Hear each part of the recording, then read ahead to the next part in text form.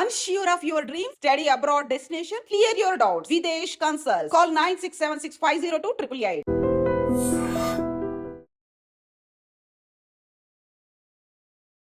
Hi hello నమస్తే welcome back to iDream media. ఈరోజు మనతో ఉన్నారు హైకోర్టు అడ్వకేట్ అలాగే ఇమిగ్రేషన్ లాయర్ అయిన పృథ్వీ గారు. సార్తో మాట్లాడదాం. Hi sir. Hi Virat. Sir, ముఖ్యంగా ఆఫ్టర్ ట్రంప్ వచ్చాక చాలా డిఫరెంట్ ఒపీనియన్స్ అండ్ డెసిషన్స్ అనేవి చూస్తాం. సిటిజన్షిప్కి సంబంధించి అయితే చాలా వినూత్నంగా ఆయన ముందుకెళ్తున్నారు. ఇక్కడి నుంచి అంటే ముఖ్యంగా ఇండియా నుంచి అమెరికా వెళ్ళే వాళ్ళు H1s అనేవాళ్ళు ఎక్కువ మంది ఉన్నారు.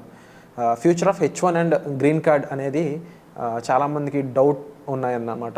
ఆ డౌట్స్ ఏంటి అంటే మోస్ట్లీ ఎంతవరకు ఫ్యూచర్ సెక్యూర్గా ఉంటుంది, యూఎస్లో H1స్కి ఎంతవరకు సెక్యూర్గా ఉంటుంది, ఇంతకు ముందు ఉన్నట్లే ఉండే స్కోప్ ఉందా, లేదంటే ట్రంప్ వచ్చాడు కాబట్టి ఇంకా స్ట్రిక్ట్ అయ్యే ఛాన్స్ ఉందా, దాంట్లో కూడా తను మేక్ అమెరికా గ్రేట్ అగైన్ అనే నినాదంతో ముందుకెళ్తున్నారు కాబట్టి అమెరికన్స్కి మాత్రమే ఆయన ఛాన్స్ ఇవ్వడానికి ముందున్నాడా, కాకపోతే స్కిల్ సెట్ ఆఫ్ పీపుల్కి అక్కడ ఇండస్ట్రీస్ ఎప్పుడు కూడా వెల్కమ్ చెప్తా ఉన్నాయి కదా, ఇలాంటి డౌట్స్లో ఉన్నారు, మీరేం చెప్తారు? విరాట్, మొన్న వెరీ రీసెంట్లీ ఆయన ట్రంప్ చేసిన ఇంటర్వ్యూస్ కానీ లేకపోతే కొన్ని కంట్రీస్ తోటి ఆయన మాట్లాడిన విధానం కానీ చూస్తే కనుక హీఈస్ డూయింగ్ బిజినెస్ చేసేవాళ్ళ యొక్క ఆలోచన ఎట్లా ఉంటుందంటే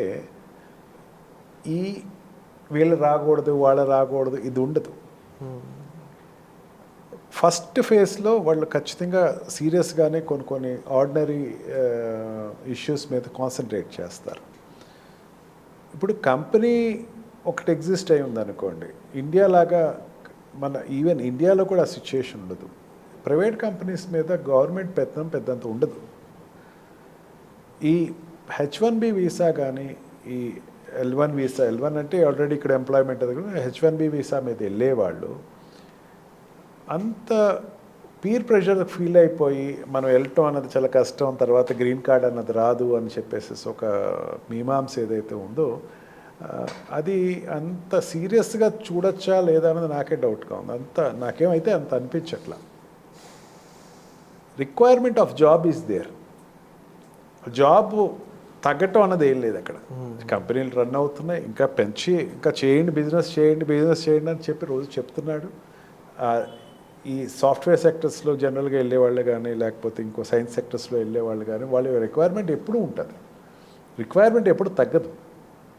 కాకపోతే ఏంటంటే కొన్ని బేసిక్ రిక్వైర్మెంట్స్ మాత్రం తనకు చూసుకుని వెళ్ళటం మంచిది అని చెప్పేసి తను ఏంటంటే నేను సెక్యూరిటీ లాస్ కానీ ఎన్ఫోర్స్మెంట్ లాస్ కానీ దానికి హడ్డల్గా ఉండే విధంగా నేను ఎవరిని ఎంటర్టైన్ చేయను అమెరికాలో అంటాడు. ఇక్కడి నుంచి ఇండియా నుంచి వెళ్ళే వాళ్ళు గ్రీన్ కార్డ్ అప్లై చేసేవాళ్ళు, వాళ్ళ లాటరీ పద్ధతిలో రొటేషన్లో వాళ్ళకి వచ్చేటువంటి గ్రీన్ కార్డ్ అనేవాళ్ళు ఇదివరకు ఎట్లా ఉంది ఇప్పుడు అట్లాగే నడుస్తుంది. లాట్ ఏదైతే ఉందో లాట్ ఏం క్లోజ్ చేయడు కూడా చేయడు. లాట్ పద్ధతిని ఆపేసేసి ఇంకా మీకు గ్రీన్ కార్డ్స్ రావు అనే పరిస్థితి ఉండదు. మనకేంటంటే బర్త్ సిటిజన్షిప్ ఎప్పుడైతే తీసేసాడో దాని మీద కొంచెం పర్వర్షన్ అన్నది మనకు పెరిగిపోయింది. ఇప్పుడు జనరల్గా అక్కడికి వెళ్ళి సెటిల్ అవ్వాలంటే ఏమనుకుంటాం, అక్కడికి వెళ్ళి సెటిల్ అయిన తర్వాత మన పిల్లలు కూడా ఆటోమేటిక్గా బర్త్ సిటిజన్షిప్ రావాలనుకునేటువంటి వాళ్ళకి కొంచెం నిరాశ ఎదురై ఉండొచ్చు. బట్ అక్కడ కోర్ట్స్ ఆల్రెడీ దాన్ని పర్సూ చేస్తున్నాయి. ఇప్పుడు యాజ్ ఆన్ టుడే అయితే దాన్ని ఏమి ఇష్యూవే కూడా కాదని చెప్పచ్చు. సో అనేకమైన హైకోర్ట్స్ ఇంటర్ఫియర్ అయిపోయినాయి. సుప్రీంకోర్టు కూడా of America within soon case take up చేస్తుంది. బర్త్ సిటిజన్షిప్ మీద ఎక్కువ పర్వర్ట్ అయిపోతున్నారు, సిటిజన్స్ పర్వర్ట్ అవుతున్నారు, సిటిజన్స్కి ఇబ్బంది పడుతున్నారు అన్న దాని మీద ఉంది. అండ్ గ్రీన్ కార్డులో రొటేషన్ పద్ధతిలో వచ్చే దగ్గర కొంచెం వాళ్ళకి ఏంటంటే ఈ డ్రాప్ బాక్స్ దగ్గరికి వచ్చేసరికి వాళ్ళ ప్రాబ్లం స్టార్ట్ అయింది. ఇదివరకు ఏమైందంటే డ్రాప్ బాక్స్ మీద 4 years టైం ఇచ్చాడు. 4 years లోపల మీ వీసా ఎక్స్పైర్ అయిపోయాక 4 years లోపల ఎప్పుడైనా వేసుకోవచ్చు మీరు వెళ్ళి. కరోనా టైంలో ఇంట్రడ్యూస్ చేసినప్పుడు ఒక వెసులుబాటు. ఇప్పుడు దాన్ని 12 months చేశాడు. 12 months చేసేసరికి ఏమైపోయిందంటే ఆల్రెడీ ఎక్స్పైర్ అయిపోయింది అనుకోండి, వాళ్ళు ఖచ్చితంగా ఇంటర్వ్యూ ఫేస్ చేయాలి. మిగతా డ్రాప్ బాక్స్ ద్వారా వేసుకోవాలి. ఇంటర్వ్యూ ఫేస్ చేస్తే మమ్మల్ని నెట్టేస్తారేమో, నన్ను ఇక్కడి నుంచి ఉంచరేమో అన్నది కొంచెం అక్కడ ఇన్సెక్యూరిటీ అయితే డెవలప్ అయింది. అంటే 1 year బ్యాక్ ఆల్రెడీ వెళ్ళినటువంటి ఈ గ్రీన్ కార్డ్ మీద ఈ H1B వీసా మీద వెళ్ళిన వాళ్ళు ఏ ప్రాబ్లం అనేది ఏం లేదు.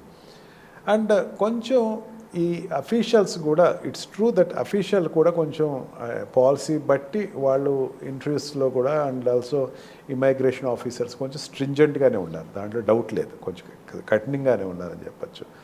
తీసుకెళ్లేవాళ్ళు ఇప్పుడు కాదు, ఎప్పటి నుంచో ఇప్పుడు మన H1B వీసా అప్లై చేసామంటే ఏదో రైల్వే టికెట్ అప్లై చేసినట్టు ఏమి ఉండదు. అక్కడ ఖచ్చితంగా క్వశ్చన్స్ అడుగుతారు. అందరికీ బ్యాడ్ ఎక్స్పీరియన్సెస్, గుడ్ ఎక్స్పీరియన్స్ అనేకమైనవి అందరికీ షేర్ అవుతూ ఉంటుంది, రిజెక్ట్ అవుతూ ఉంటుంది. ఇదంతా రెగ్యులర్గా జరిగేటువంటి ప్రక్రియ. మళ్ళీ అపేర్ అవుతారు. లాస్ట్ టైం జరిగిన ఈసారి జరగకుండా వెళ్ళి త్రూ అయిన వాళ్ళు ఉంటారు.